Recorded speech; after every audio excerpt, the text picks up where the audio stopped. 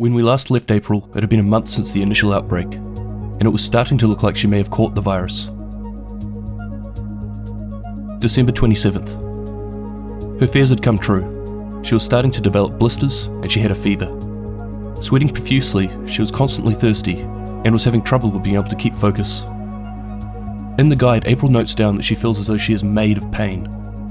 The next 3 days are filled with paranoid entries that were caused by her high fever. She goes on to call the book a supervillain monologue, and accuses the author of the book, Warren Merchant, as the mastermind behind the virus. December 30th. While still delirious from the illness, April was listening to Rick Velassi on the radio to try and distract herself from the immense discomfort. Suddenly she heard short bursts of static over the radio. She just happened to be looking at the division agent backpack at the same time, and timed perfectly with the static, the antenna on the bag began to gleam. Without thinking twice about it, April cut off the antenna and threw it out onto the window onto one of the roofs below, quickly closing the window afterwards. Within minutes, agents appeared at the scene.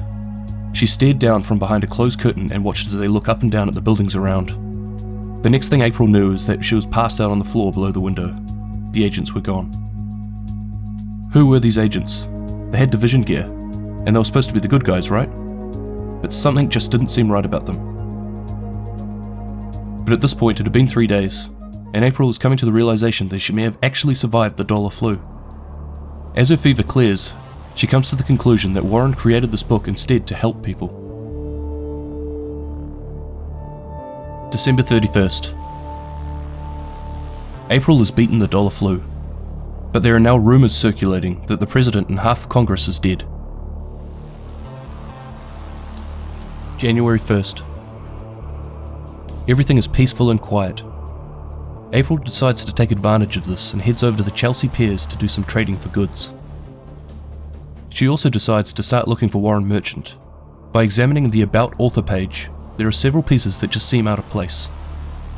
It contains references to World War I and a Dutch soldier, plus several other Dutch references. This is the first clue. Because of the growing violence in the neighbourhood, April thinks that it's now time to find a new home. January 4th. April walks down to Houston on the Lower East Side. She's looking for an area that isn't too quiet, but also isn't too busy. She doesn't want to move into a building controlled by one of the hostile factions, but also she doesn't want to be the sole person watching out for danger. While scouting the area, she decides to return to the doctor. She figures at this point she may be of assistance to them, a sort of informant on the street. Also, she survived the virus. Maybe she can help with finding a cure. After this, she visits the library to see if she can find any more leads on the whereabouts of Merchant. Eventually, she finds a book with the same photo that was used in the About Author section. She tears the page from the book and ran from the library as fast as she could. Librarians over this time had turned into a sort of cult, protecting the books by any means necessary, and this is shown by the number of bodies hanging from the upper balconies throughout the building. April gets the feeling she's being followed. There is evidence that her belongings have been tampered with. She suspects that whoever it was looking for the survival guide. January 5th. April makes a new home in the Lower East Side on the 4th floor of a building. She strikes a deal with the family running a restaurant on the ground floor. There are 3 other people living in the building on different floors. There is a lot of violence north of 14th Street, and the JTF is at risk of losing the area to the Rikers and the LNB. And if this happens, there will be a severe reduction of incoming supplies. At this point, April is starting to respect the JTF more and more, and decides to try and help them in any way that she could. Because of her recovery against the virus, she volunteers to give blood samples. She also organises a meeting the next day with a JTF officer to help with something called human intelligence. January 6th. After examining the page she took from the library, she found that the photo is actually a World War I French resistance fighter called Jacob Senior, whose real name is Philippe Aulor. Aulor created the pseudonym by combining the name of the street he lived on with the translation of his surname. Using this key piece of information, April was able to figure out that Merchant's actual surname was Koopman, the English translation of the Dutch word merchant, and he could possibly be found on Warren Street. With the addition of the information in the book regarding a food truck, April was able to establish that she'll be able to find the author, Mr. Koopman, at 213 Warren Street. January 7th. This address would take April into a dangerous area of the city, but regardless, she decided it was worth it. However, on arrival to the address, she doesn't find Mr. Koopman. Instead, she finds a missing person poster, and the person on the poster was her. How did he know? Was he looking for her? Or has he been watching her the whole time? She realizes that her earlier suspicions of being watched were correct. There was a handwritten note from the author on the back of the poster. April figured out that using the number on the front, there was a hidden message to be translated. April, I've gone dark. Come to 117 West 58th, basement level. Koopman. This address was located in the dark zone, but having come this far, she decides that she needs to keep pushing forward. As far as the survival guide is concerned, this is the last we hear of her. In-game, we see her at the start of this journey as she bumps into Aaron Keener on her way to the dark zone. Nice backpack. Where'd you get it? A friend. It looks familiar. Where are you going with it? Over the walls? Really? Be careful what you find in there. And more careful what you bring out.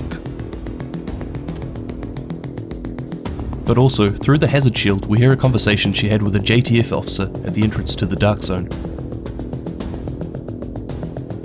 Headquarters, I have a single civilian Caucasian female attempting to enter the dark zone. Look, you can't stop me. I can't let you. Hang on, HQ. What are you saying, lady? My name is April Kelleher, and I've got to get in there. The proof I need, it's behind those walls, and I'm not gonna stop until I get it. All right. Convince me that letting you go in there isn't assisted suicide. I've been in there before. I can handle myself. Tell you what, I'll let you go, but if you get killed in there, you don't come crying to me, okay? Yeah, I promise you. Now, if you'll excuse me. HQ, never mind. Travelling to the address in DZ7, we can find the location where Koopman was hanging out. Inside there were stockpiles of food, water, and medicine. But most interesting is a whiteboard that has names and coordinates written on it. Most of these are a bit of an Easter egg pointing towards the location of Ubisoft-related offices around the globe. But there is one that's a little different. April K. These coordinates direct us straight back to the base of operations. However, what happens after that is unknown. Did April find Koopman, or had he already moved on? Did April head back to the base of operations after meeting up with Koopman? Or were the coordinates on the whiteboard just notes about April's location from much earlier on? One thing I do feel certain about is that the April Kelleher story doesn't end here.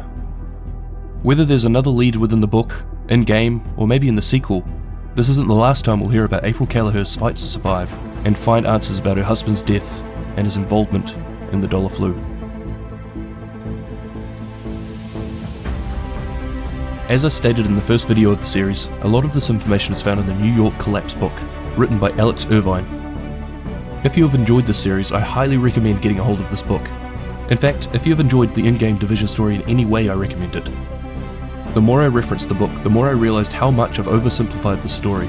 I mean, I've given you the general gist of how the story goes, but in the book there is so much more detail that you can go into. There may be a number of clues and leads that I've missed. Literally every time I pick up the book, I find something that I haven't noticed previously. So what do you think? Do you have any possible leads on what happened to April Kelleher and where she may be? What about Mr. Koopman?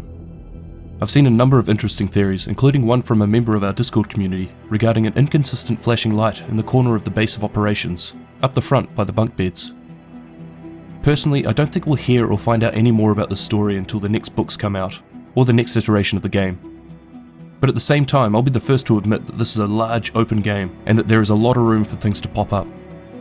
Otherwise, if you've made it this far, thank you very much for watching. This has certainly been one of the more interesting stories I've covered, and although this is the end of the series, I certainly haven't finished looking into it, and I'll continue to follow any new theories and leads that come up.